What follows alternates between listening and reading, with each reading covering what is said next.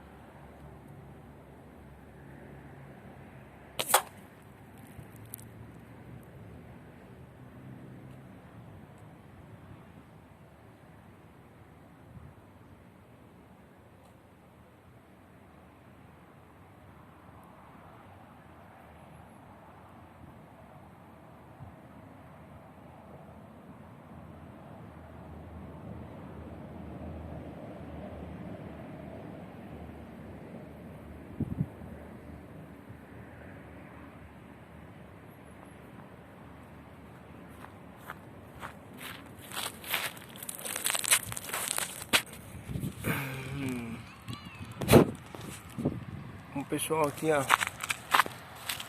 deu pra dar uns acertos aí, deu uma diferençazinha, né? Aqui ó, tá vendo? Ali ó, puxar os impulsos, tá a carabina. A carabina tá aqui, encostada aqui ó.